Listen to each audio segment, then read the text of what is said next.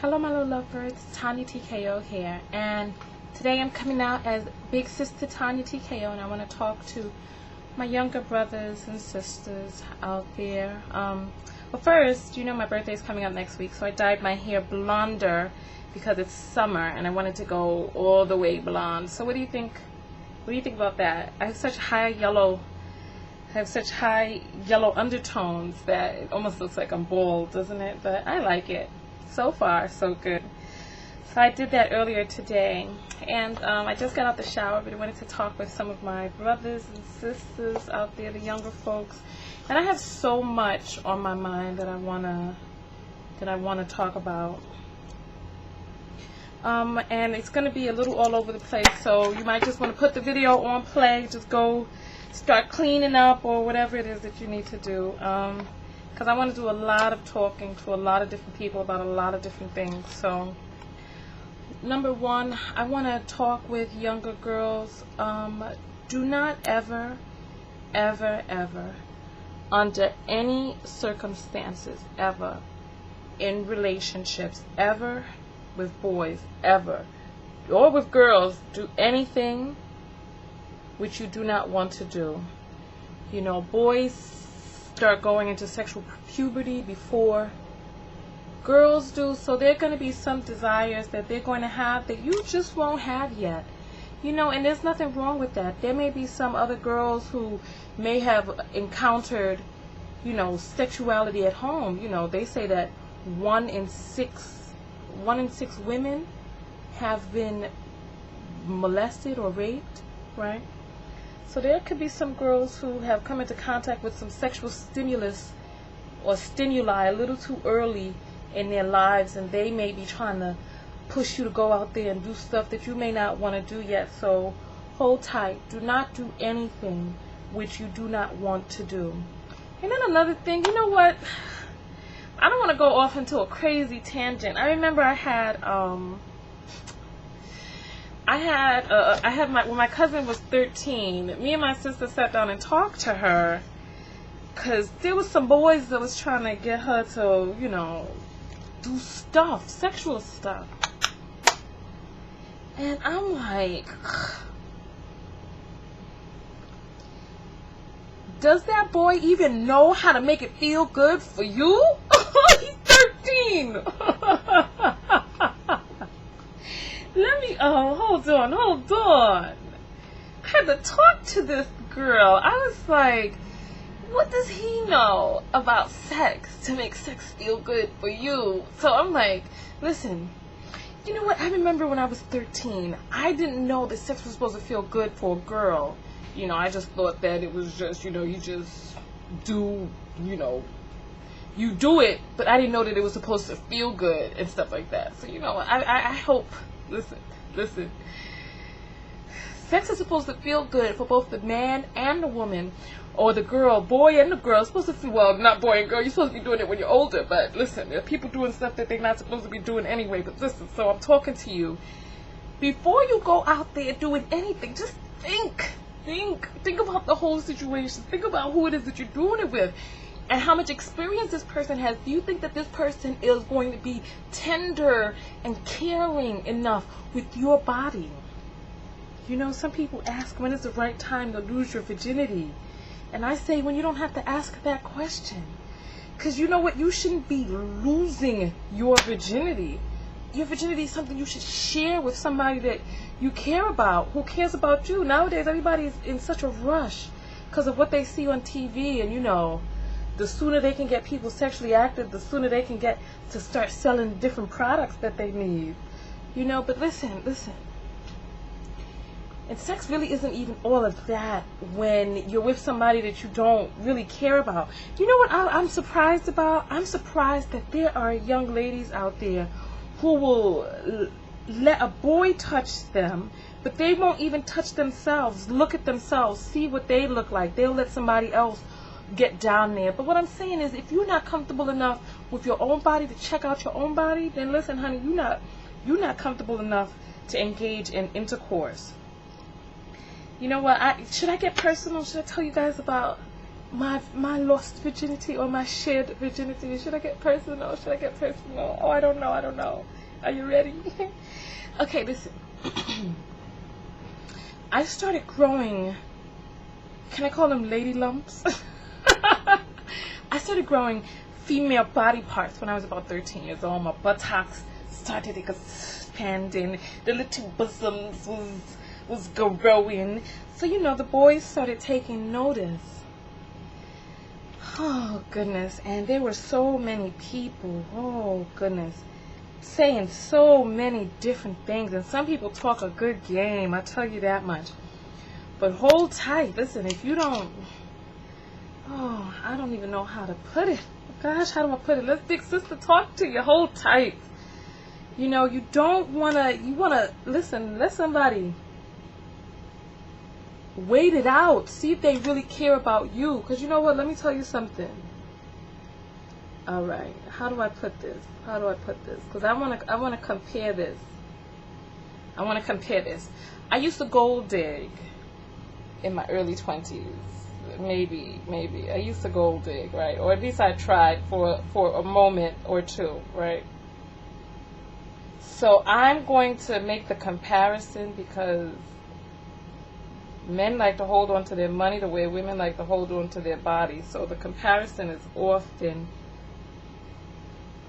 very, very parallel. So here we go. People, when they have an agenda and they want what they want, they're looking for somebody who's going to give it to them. So they don't have the time to mess around with a wishy-washy person. They need a sure thing, right? And when I say I used to gold dig, maybe I did a little.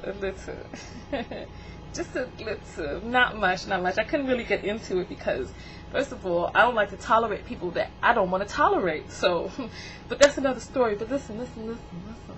And it didn't really feel right. I mean, it was nice, but gifts have no meaning when they come from somebody that you don't care about, so that didn't last very long for me. But there are some things that I learned from my perspective, which I can share with some of you young ladies about things from a boy's point of view. They want to get what they want to get, and they want to get going. They want to get, and some people, it's the thrill of the challenge is part of it too. But listen, time. Let me tell you that something about time. Oh my goodness. Wait them out. See if they really care about you. Show and prove. I'll tell you guys about should I tell you guys about my first, oh goodness, this is so personal. But, okay. There were boys who came in and came out of my life between the ages of 13, 14, 15, 16, and 17, right? And you can kind of tell, because if you listen to yourself, some of them are kind of like, they want to get close to you, they wanted this, they wanted that, they always were talking about this, talking about that, always trying to bring the subject back to this, bring the subject, because they're trying to feel you out. And if you call them on it, they'll be like, what are you talking about? That's not what I meant. I didn't mean it like that. That's your mind. No. Listen to your instincts. So, I thought I was ready when I was 13. I remember, oh goodness, I wanted to, you know how it is at different stages. Oh, you haven't had your first kiss yet, then, the first hump and all that other stuff. So, I thought I was ready. When I was 13, I tried to kiss this boy. It didn't work out, though. And I don't know what I thought I was doing. It didn't work. Because we bumped, and then our teeth hit, and it wasn't good. But he was so cute. Jack Gordon, that was his name. Oh goodness, he was such a little cutie pie. All I remember about him is that he had a red and white bubble goose. In 1980, what was that? 88, 1988 or something like that. Yeah. So he had a red and white bubble goose, and I thought he was the cat's meow. Oh my goodness, right? And but when we went to have our first kiss, it didn't work out. And you know what? There were older girls. He was like 16, I was 13. There were older girls that was doing stuff I wasn't doing. So his interest faded when I couldn't even get to the first kiss stage, and I'm glad, you know, because I waited, and then when I turned 16, I had my first real kiss, and I decided to try it out with a friend, because I was like, oh, let me not make that face, because, you know, people watch my videos. I decided to try it out with a friend, but it wasn't, listen, people will try to make you feel like you are missing out on something, but you are not missing out on anything if you don't want to do it. Let me tell you, there will come a time, because I don't know how many of you have seen my friendship videos, but there will come a time where you want to do everything and a whole lot more. So don't try to force yourself to do anything before you want to. You know what I mean? A lot of bad stuff can happen that way.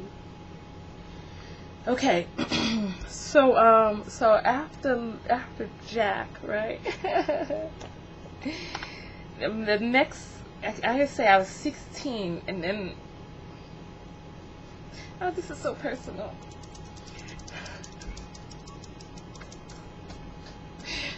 I was 16, and how do I put this? Oh gosh, why did I decide to do this video today? I was 15, 16, in the 15, 16 area. I had my first hump. And the crazy part about it is that the guy, he was 18, right? And when my parents met him, they put an end to that because they said he looked 30. But you know what? Kids will find a way. I don't know how I found a way to get away from my parents enough to be dry humping anyway at no 15. But listen, but you know what? I didn't let them inside. It was just a dry hump with our clothes on, and I felt a sensation that I later learned must have been an orgasm. Because I know there was at one point where I didn't want to stop dry humping. Oh goodness, this is so embarrassing. Oh goodness. And then, and then, you know what? And then it was like that I met, there was another little guy. How old? I think I was closer to 18 then, but there was this one guy, and this is the closest that I came to losing my virginity before I should have. And I was 17, right? And I really thought this guy cared about me, but you know, wait. That's all you got to do is just wait it out. If you're not sure, just wait it out. Don't do anything that you don't want to do, because you know what? People have a way of making you feel comfortable enough to not feel like they're getting anything from you or taking anything from you. You know what I mean? And that's when somebody really cares about you, and then it doesn't feel like you're giving anything up. You know? So I really thought he cared about me, and I was waiting him out, you know, because there was just something that I had the question, should I do it? My parents didn't feel that I should, so that was one deterrent right there, you know, because my parents didn't feel that I should date until I was 18, right? But I liked this guy, and this guy was in the church. Listen, parents, watch them church boys.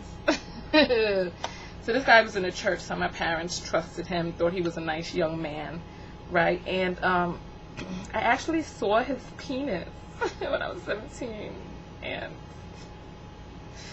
let me tell you, I was like, you want to do what with what?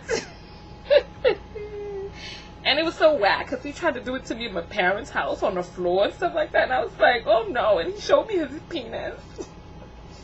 And his penis, I don't know if I was young, because I remember 90210 was on. I was the same age as Brenda, and Brenda was thinking about losing her virginity. These doggone shows putting ideas in people's minds. But anyway, I saw his penis, and I was like, you want to do what with what? You want to put that where? And I was like, oh no. First of all, his penis looked like a Coke can. And I was like, oh no, brother, no. So, and I wasn't really, those were some right circumstances. What was that? On my parents' floor? Is he crazy? Is he crazy? So anyway, listen. If there's somebody who cares about you, he will care about you enough to take you someplace nice to do it. Not behind no bleachers, up against a wall, in the staircase, or on your parents' rug. Come on now. No, you deserve better than that. This is your your first time. You're going to remember this for the rest of your life. You don't want to remember it on the floor somewhere. So listen.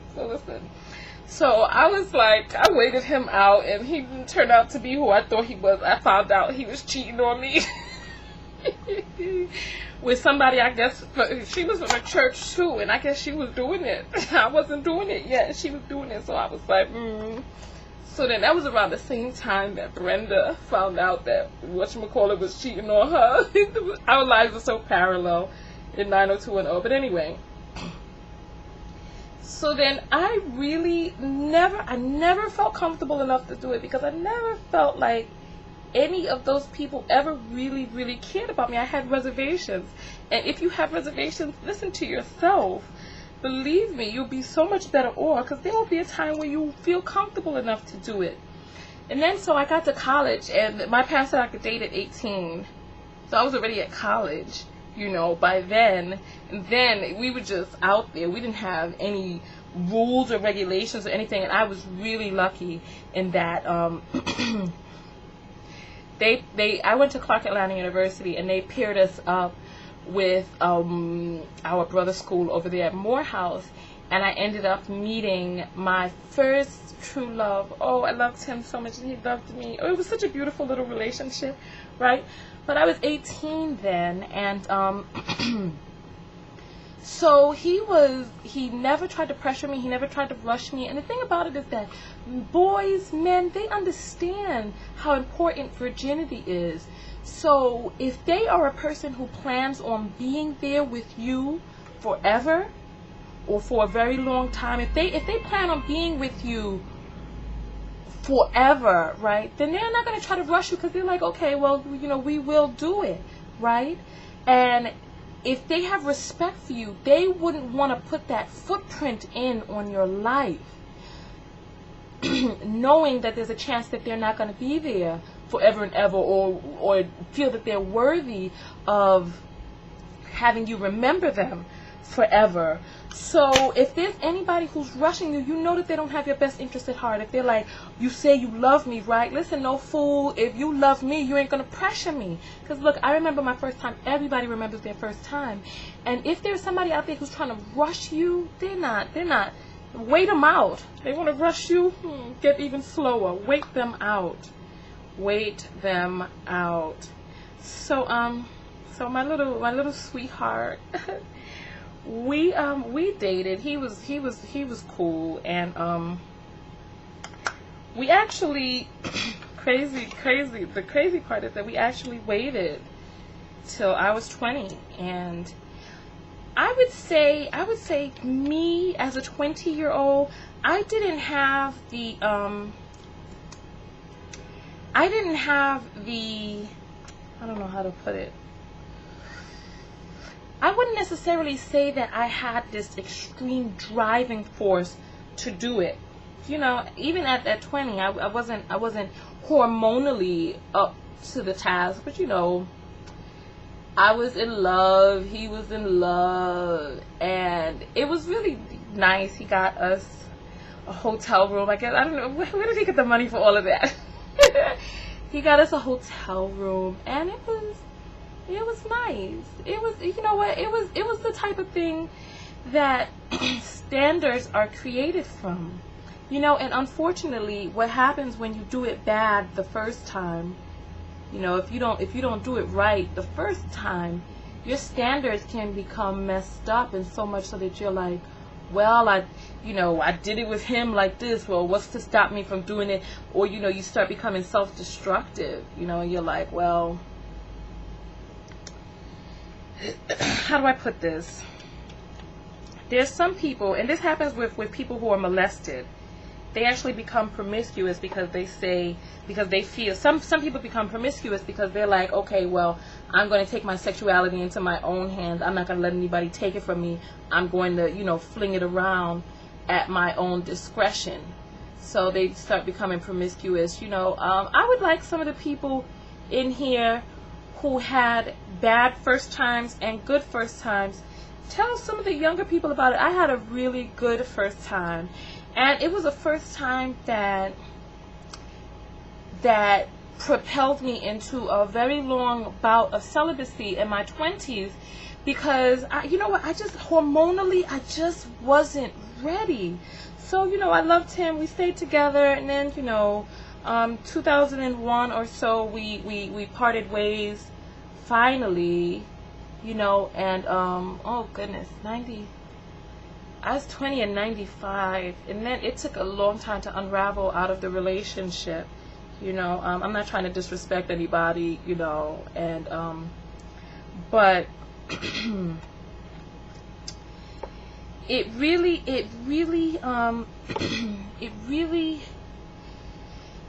that, just the level of respect that I was shown and care that I was shown, I knew that I was worth that, you know. And it was like, after that, you know, a lot of horny dudes with their dripping penises tried to come near me, talking all types of craziness, trying to get up inside, and I was like, oh no, not like that, homie. Don't you know who I am? Don't you know what I'm used to? So let me go on a quick tangent. Listen, if you're going to do it, or if you're doing it already, make sure each and every time is protected. I don't know who it is that you're doing it with, but you need to think before you do it. Before you lay down, you need to make it a habit to always wear protection, male and female. And you need to, because listen, you know what, different people are different. Hormonally, I wasn't ready in my 20s, so I didn't really engage in it. But, you know, if you're ready and it is feeling good, you know what? Contemplating an abortion doesn't feel good. Sitting in the free clinic waiting for some Zithromax or Zithromycin doesn't feel good. Having your genitalia itching and burning doesn't feel good. Sitting down and hearing the consultation that you got AIDS does not feel good. Does not feel good. So whatever it is that you need to do, you need to make sure that you sit down. Oh, 18 years of having that person in your life, and you don't want them in your life, does not feel good. Or having an 18-year reminder of unprotected sex from a person who is long gone does not feel good. So make sure that each and every time that you do it protected. You make sure that you are protected. So, you know what, especially if you're over there doing it for another person, you're doing it for somebody else, for their benefit, to make them happy and all this and the other, and meanwhile you're the one left with a baby. No, that doesn't feel good. Because if you are not married to a person, and even married men sometimes walk out on their families, they get divorced, they walk out, they don't come back. No, if you are not married to a person, they do not have an obligation to stay with you. Some of you people are having sex with folks whose names you don't even know. You ain't never seen a piece of ID. You don't know their names. You know, so if worse comes to worse, if you end up getting impregnated, what you gonna do? You don't know this person's real name. So many people over there calling themselves Sean. Their real name is Paul. You ain't never seen their ID. Let me ask you, some of you grown folks out there, because adults like to get into it real quick. Meet somebody and you ready. How many of you are having intercourse with somebody whose name you don't know? That if you had to go to the free clinic, burning, itching, or dying from something, that you wouldn't know how to contact that person? Strap up. Each and every time. If somebody says it doesn't feel good with it, then you ain't going to get in it. They can feel it. Because you know what? Because I told you that I perform oral with condoms on, protecting my throat, tongue, teeth, gums, and mouth. So if they could feel it with oral, they could feel up inside there with a condom on too. So you make sure that you protect yourself. And then you know what? Please know who it is. You know what? Oh, goodness gracious. I'm about to get angry. Because I hear men all the time talking about women, girls shouldn't judge them by how much money they have, etc., etc. How do I put this? Girls, ladies, women, females, you have a biological responsibility to make sure that you ensure that you ensure the survival of your offspring, that you ensure their probability of survival. So listen, know who you are laying down with. And when we start talking about money, it's always a touchy topic. I don't care, I'm going to get touchy. If somebody wants to touch you, you could touch on other things too. So I'm going to get touchy right now. You have a responsibility as a female to ensure the longevity of your offspring. If you are laying down with a man who cannot provide for those offspring, you are doing a disservice to your future children. You don't know when a mistake might happen, and if you are laying down with a man who can't take care of himself, he can't take care of your children, he cannot help you take care of the children, and therefore you are jeopardizing the livelihood of your offspring.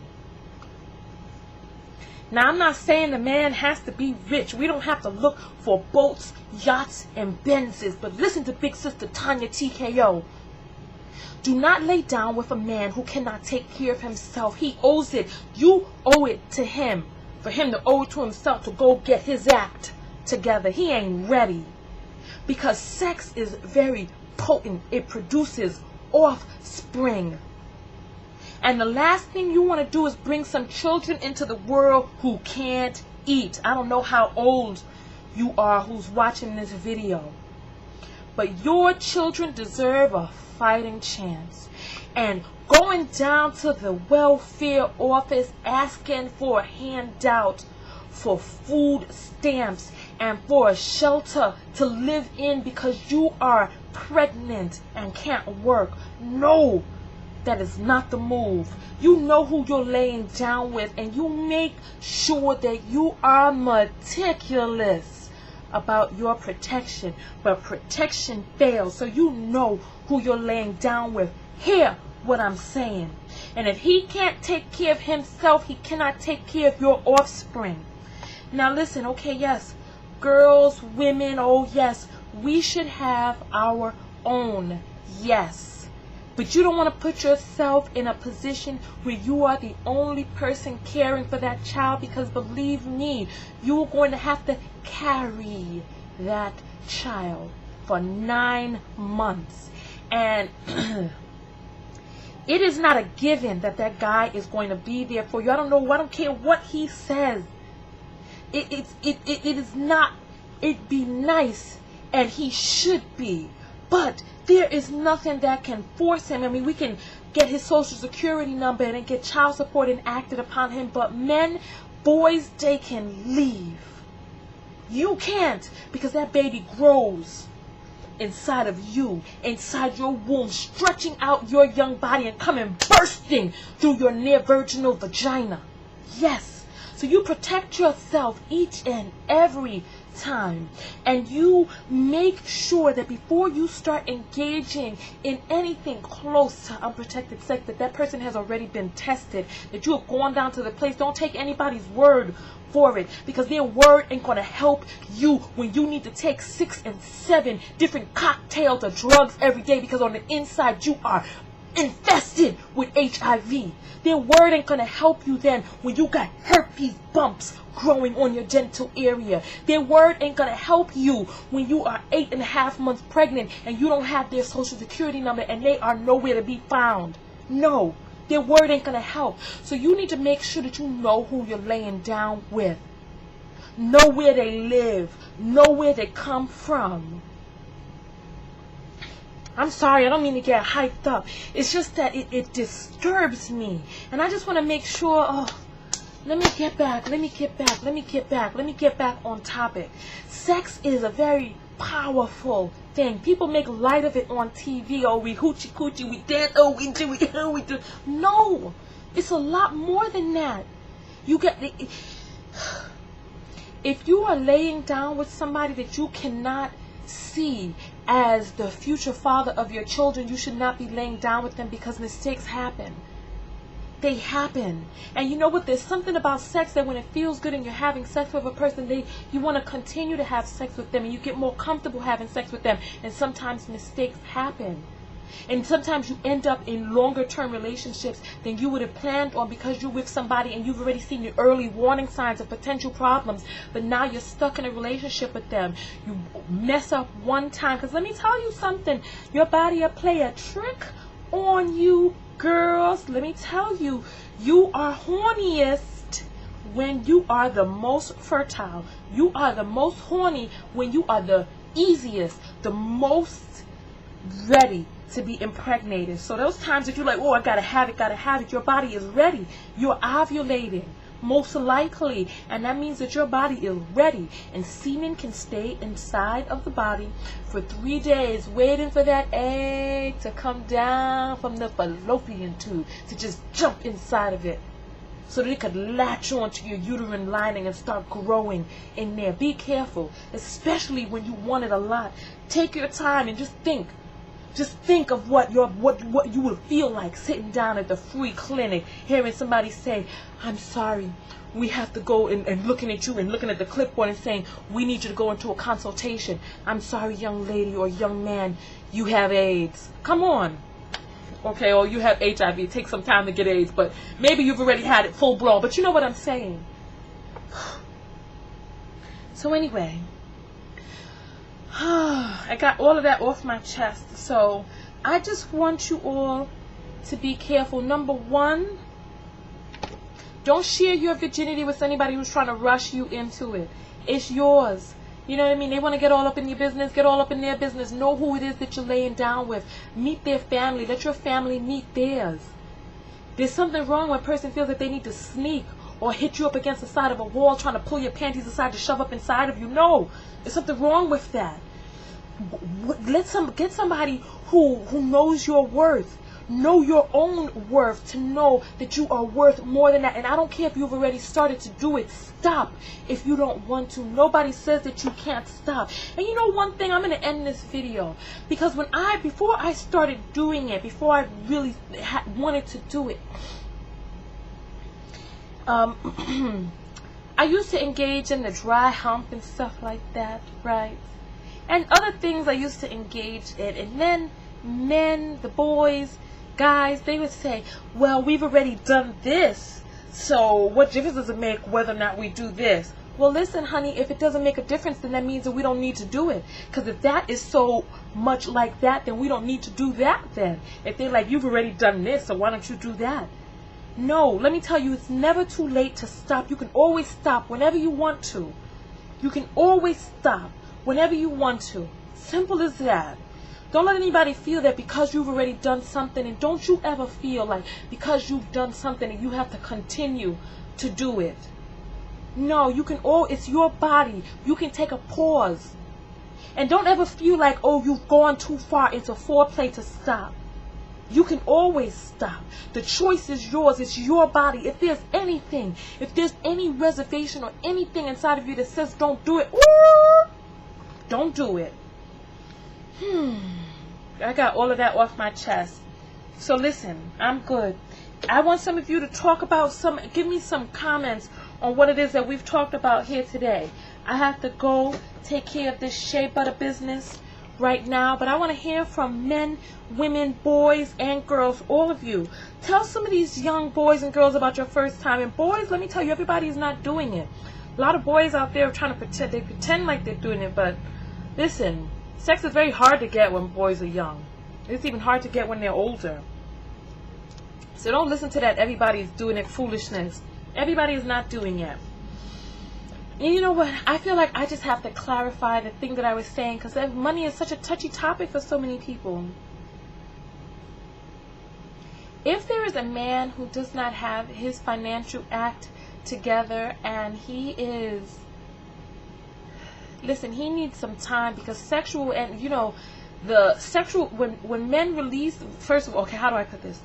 Sexual energy in men can be harvested for them to go off and do great things. But a lot of men spend their early years, 20s, releasing this sexual energy and squandering it when they could be harvesting it to become successful. So girls, you're doing him a disservice by laying down with him. Let him get his act together. Living with his mama still, this, that, and the other. I mean, listen, I don't care what he says about his poppin' rap career. Okay, maybe he doesn't have a rap career, but listen, you can only really count where a person is. You can't try to change anybody. You know how men say, oh, don't change me? Well, then accept him as he is. And if he is not at a point that you would feel comfortable spawning with him, okay, spawn might be a harsh word, but if you don't feel like you are at a point where you can multiply with him, then be very careful with sex. The more you do it, sometimes the sloppier people get. So I want to hear from young people and older people alike in the comments below. I don't know how long this video is, but I got everything off of my chest today. Listen, be very careful, boys and girls. Listen, men and women, be very careful. Let me give you all a hug. And if you don't want to do something, do not do it. I waited until I was 20. Believe me, there were a lot of people who were doing it before me. And even when I was celibate in my 20s, people were like, oh, well, you're not a virgin. What difference does it make whether you do it now? Back up off of me. Oh, that was so New York. Back up off of me. Back up.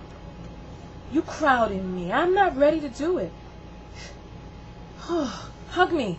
Hug me. Let me get out of here. Listen, I love you guys very much. Listen, do not do anything that you don't want to do. Okay, listen to Big Sister Tonya. You're hearing this from an adult. Cause it's gonna perpetuate other things. And I just we talked a lot today. I need some comments below. Talk to me, people. Talk to me. People, tell us about your first time. Tell us about some questions that you have. Younger people, if you have some more questions. And as my hair's dried, it looks good, doesn't it? Golden. Wow, it's not even blonde, it's gold. Oh, I love it. Happy birthday to me. And you know what, for the people who were like, oh, don't, listen, I don't care if I damage my hair. I got an inch of it. I just shave it and start all over again. But our hair is very strong because I've been doing a lot of craziness to it. Alright, anyway, I love you all very much. I know this was a heavy topic today, but give me your comments below, okay? Anyway, TonyaTko.